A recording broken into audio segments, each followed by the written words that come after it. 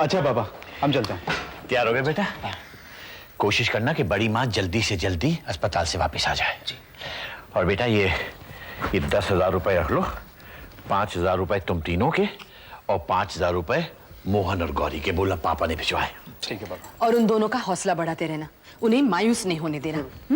और कुछ भी काम निकले करते हुए घबराना नहीं। धीरज और सूरज वहां जा चुके हैं, इसलिए उन्हें मालूम है, लेकिन तुम नहीं जानते। वहां तुम्हें घर जैसा आराम नहीं मिलेगा। माँ, हम आराम करने थोड़ी ना जा रहे हैं। फिर भी बेटा, वहां घर में नौकर चाकर नहीं है, इसलिए घर के काम में भी गौरी की मदद करना। और सुनो, वहां जमीन पर बिस्तर डालकर सोना पड़ेगा। वहां सबके लिए अलग अलग बेड्स नहीं है। हो मॉम, आप इतनी चिंता क्यों कर रही हो? तुम क्यों फिक्र कर रही हो माँ? इसलिए ना, क्योंकि मैं इस घर का बिगड़ा हुआ लड़का हूँ। तुम बिगड़े हुए थे, लेकिन अब सुधर रहे हो, इसलिए कुछ ज्यादा ही ख्याल रखना पड़ता है। अच्छा माँ, हम चलते हैं। चलते संभल के। अच्छा बेटा, ध्यान रखना। Bye mom. हाँ? बाय। चलो बाय।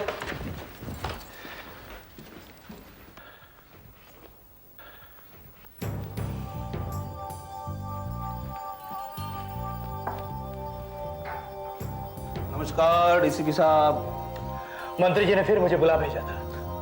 जब आपका बुलावा मुझे आया ना, तभी मैं समझ गया कि आपको ऊपर से बुलावा आया होगा। कल की वारदात से मंत्री जी बहुत नाराज है। हाँ, लेकिन इसमें मेरा कोई दोष नहीं, बिल्कुल नहीं। आपके लोगों ने जल्दबाजी की है। डीसीपी साहब, आपके लोग उस लड़के पर इस कदर झपट पड़े जैसे वो लड़का खुद सुखिया हो। अच्छा, तो आप ये समझते हैं कि मेरे आदमियों की गलती की वजह से सुखिया फरार हुआ। लेकिन एक बात आप अच्छी तरह समझ लीजिए कि मेरे आदमियों को सुखिया के हाइडआउट का पता चल चुका है। मेरे एक इशारे पर वो सुखिया को गिरफ्तार और सीता को आजाद कर सकते हैं। डीसीपी साहब, आपका एक इशारा और भी एक काम कर सकता है। मोहन का सारा पैसा रहेगा मोहन के पास और हम दोनों एक दूसरे का मुंह ताकते रहेंगे। पृथ्वी साहब, एक वक्त ऐसा आता है जब पैसे से ज्यादा प्यारी वर्दी लगती है। अगर ये वर्दी ना होना तो कोई भिखारी समझकर 50 पैसे भी नहीं देता। हाँ, ये वर्दी मुझे जिंदगी भर काम देती रहेगी। तुम्हारे 2-4 लाख रुपए के लिए मैं अपनी वर्दी कुर्बान नहीं कर सकता। साहब, आप मुझे बताइए अगला हुक्म क्या है? 24 घंटे के अंदर अगर तुम्हारा प्लान कामयाब नहीं हुआ तो मुझे मोहन के पैसे की परवाह किए बगैर सुखिया को गिरफ्तार करना होगा। डीसीपी साहब, ऐसा गजब मत कीजिए। मैं आज आखिरी बार सुखिया से मिलता हूं और आपको फोन पे बताता हूं कि क्या बात हुई।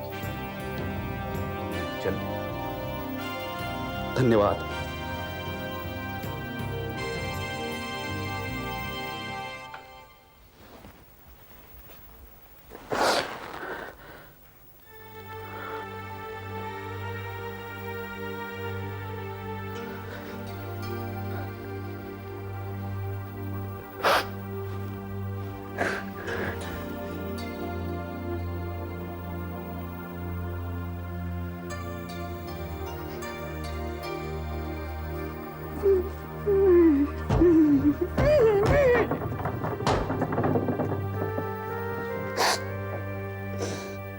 मुझे यकीन नहीं आता कि मेरे पिताजी ऐसा करेंगे।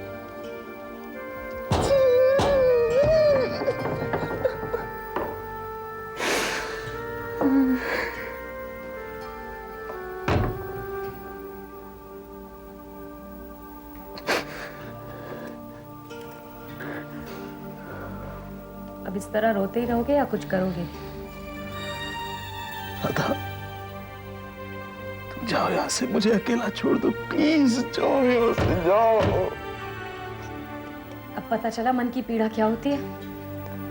अब शायद तुम्हें अंदाजा हो गया होगा कि मोहन और गौरी पर क्या बीत रही होगी। कितने दिनों से लापता है उनकी माँ। तुम्हारे पिताजी के आदमियों ने पता नहीं कहाँ छुपा रखा है उन्हें।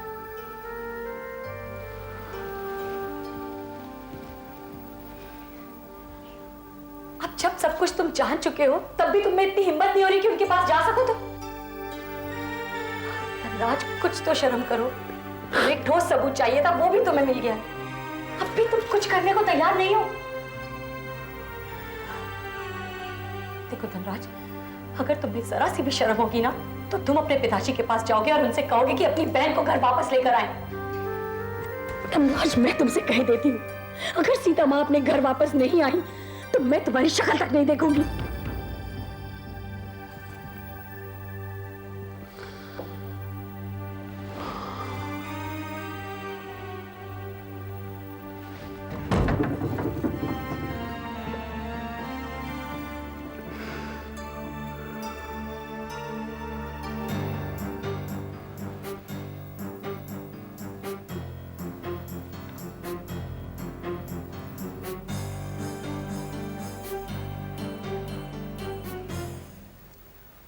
चल जल्दी कर।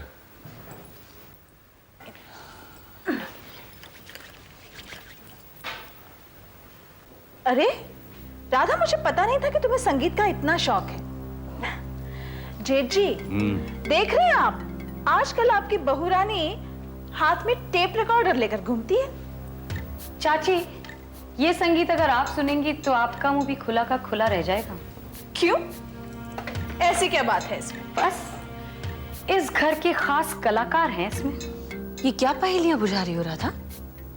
और माँ जी, इस म्यूजिक को कंपोज तो ससुर जी ने ही किया है। क्या?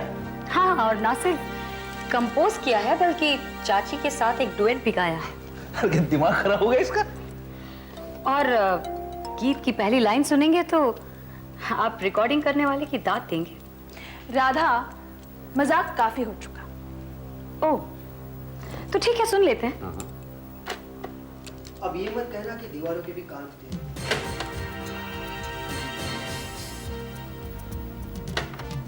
और फिर इसके बाद ससुर जी कहते हैं कि जितने सुराग दीवारें और दरवाजे देते हैं और कोई नहीं देता।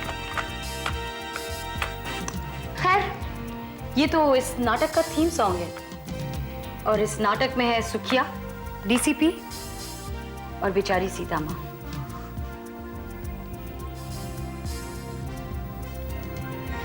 और रिकॉर्डिंग तो इतनी कमाल की हुई है ससुर जी की एक एक लफ्ज साफ सुनाई देता है। वैसे मैंने तो धनराज से कहा था कि वो आपसे बात कर लें, लेकिन शायद वो डर गए। खैर, अब ये कैसेट सीधा कमिश्नर के पास जाएगा और तब आपको मालूम चलेगा कि अपनी बहन को किडनैप करने की सजा क्या होती है। राधा, हो सकता है तुमसे सुनने में कोई गलती हुई हो। नहीं माँ जी, अगर आपको मुझ पर विश्वास नहीं है तो अपने बेटे से पूछ लीजिए, उन्होंने भी सब कुछ साफ साफ सुना है। हाँ माँ, ये सच है। सीता बुआ का किडनैप पिताजी और चाची के कहने पर हुआ है। मैंने सब कुछ अपने कानों से सुना है।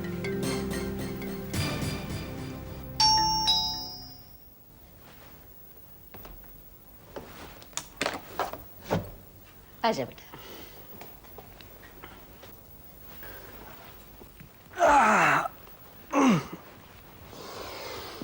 क्या बात है, बहुत थके हुए लग रहे हो। नहीं मम्मी, बल्कि आज तो मैं बहुत खुश हूँ। पापा घर पे हैं? नहीं, वो तो अभी तक आए नहीं है। गुड। मम्मी, मैं आपको एक खुशखबरी दूं? पापा को तो नहीं बताएंगे ना? मोहन को नौकरी मिल गई। अरे, तुमने कैसे जाना मम्मी? अरे इतने दिनों से एक ही तो काम के पीछे पड़ा हुआ है तू। हाँ मम्मी, और जानती हो, जिस कॉलेज में मैं मोहन को इंटरव्यू के लिए लेके गया था ना, वहाँ के वाइस प्रिंसिपल मोहन को जानते थे। अच्छा। एक समय में वो मोहन को पढ़ाया करते थे। उनकी रिकमेंडेशन बहुत काम आई। मम्मी, मैं बहुत खुश हूँ। जो दूसरों की मदद करते हैं, भगवान उन्हें हमेशा खुश रखते हैं। मैं तेरे लिए चाय ले आती हूँ।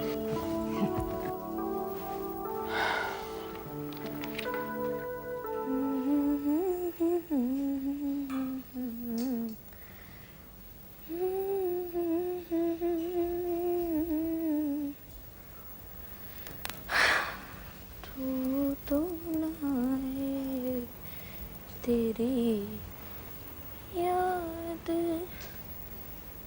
क्यों आई।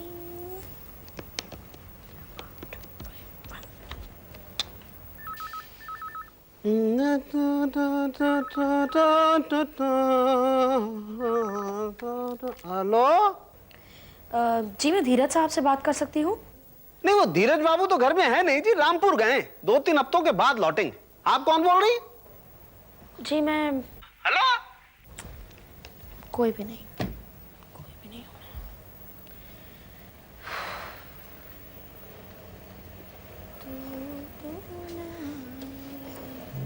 हाय। हाय। इतनी उदास क्यों हो? रामपुर ही गया ना, आ जाएगा। तुम्हें कैसे मालूम? मुझे क्या करना है कि कोई भी रामपुर जाए या शामपुर जाए, मुझे कोई फर्क नहीं पड़ता। फर्क तो पड़ता है, तुम्हारे चेहरे से ही पता चल रहा है। आई न्यू, प्यार तो होना ही था। देखो, मुझे किसी से प्यार व्यार नहीं हुआ है, लेकिन तुम्हारी आंखें तो कुछ और ही कह रही है। मैं थक गई हूँ। इंतजार में? ओ सीमा प्लीज, तुम तो यू आर द लिमिट।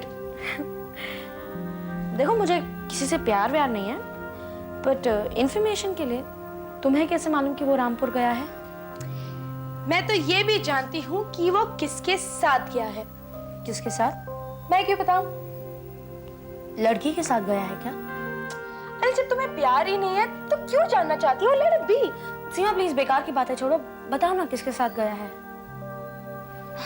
अपने दोनों भाइयों के साथ गया है। पहले क्यों नहीं बताया? तुमने पूछा ही नहीं। अच्छा कब तक वापस आ जाएगा? 2-3 हफ्ते लग जाएंगे। 2-3 हफ्ते कैसे गुजरेंगे? अरे ये सवाल मुझे पूछना चाहिए, तुम क्यों पूछ रही हो?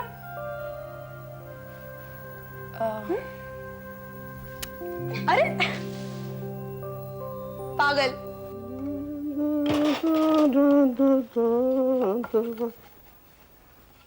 अरे गंगा क्या बात है, आज बड़ी चुप चुप बैठी है तू? चुपचाप नहीं बैठू तो क्या नाचूं? सारा का सारा प्रोग्राम मेरा चौपट करके चला गया। पूरब की बात कर रही है? नहीं, सलमान खान की। अरे इतनी गुस्सा क्यों कर रही है? और क्या करूं? पहले तो मुझे देखते ही झपट पड़ता था मुझ पे, अब तो फंसाना पड़ता है। डरने लगा मुझसे। गया अपने भाइयों के साथ, कहीं भाइयों ने उल्टी पट्टी पढ़ा दी चाचा तो मुसीबत आ जाएगी। अरे बावली तू क्यों चिंता कर रही है? वो तुझे छोड़ करके कहीं नहीं जा सकता है। हाँ क्या नहीं जा सकता है? यही बखत था, पेट से हो जाती मैं। अब 1 और महीना इंतजार करना पड़ेगा मुझे। पेट से? ये क्या कह रही है तू? बहुत गहरी बात है चाचा, जरा ध्यान से सुनो। कुछ लड़कियां बहू बनने के बाद पेट से होती हैं, कुछ को पेट से होने के बाद बहू बनाया जाता है। उन्हीं में से मैं आती हूँ। अब जब तक मेरे पेट में इस खानदान का वारिस नहीं आएगा तब तक मेरी शादी थोड़ी हो पाएगी पूरब से। अच्छा तो ये प्रोग्राम था तेरा? लंबा खेल है। जो एक बार मेरा खेल जम गया फिर देखना मेरे रंग। अरे पर बावली कहीं ऐसा नहीं हो कि वो अपना रंग दिखा दे और अपना बोरिया बिस्तर गोल कर दे। ए चाचा देखो, जब तक इस बात की किसी को कानो कान खबर नहीं होती है तब तक तो अपना प्रोग्राम फर्स्ट क्लास हिट है, लेकिन जहाँ तुमने मुंह खोला सब चौपट हो जाएगा। अरे बावली है क्या? मैं अपना मुंह काहे को खोलूंगा? उसी में तुम्हारी भलाई है चाचा, क्योंकि जहाँ तुम्हारा मुंह खुला मेरे पास इसके अलावा भी एक और टोटका है।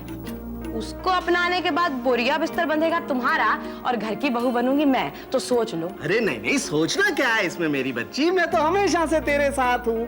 द्वारकाधीश की सौगंध, मैं तो तेरे ही साथ हूँ। सच्ची? हाँ सही जा रहे।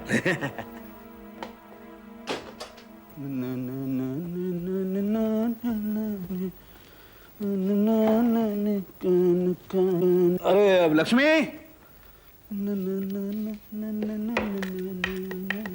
लक्ष्मी क्या है? दुलारी कहाँ है? मैं क्या उसकी माँ की नौकरानी हूँ जो पता रखूं कि वो कहाँ जाती है और किससे मिलने जाती है?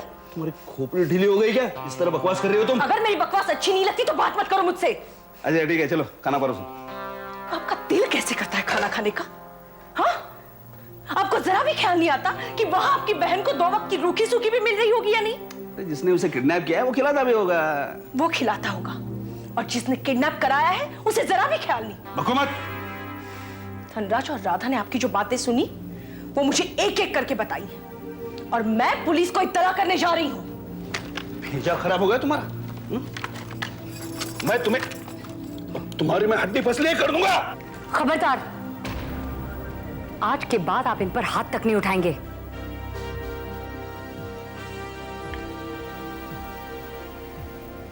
वाह राधा वाह, आज तुम्हारे हाथों में बंदूक देखकर मेरा सर फक्र से ऊंचा हो गया। आज फिर एक बार तुमने मुझे याद दिलाया कि हमारे हिंदुस्तान में झांसी की रानी जैसी औरतें भी पैदा हुई थी। लेकिन मुझे अफसोस सिर्फ इस बात का है कि तुमने ये बंदूक का निशाना दुश्मनों पे नहीं बल्कि अपनों पे लगाया। जो अपनी बहन का नहीं हो सका वो हमारा क्या होगा?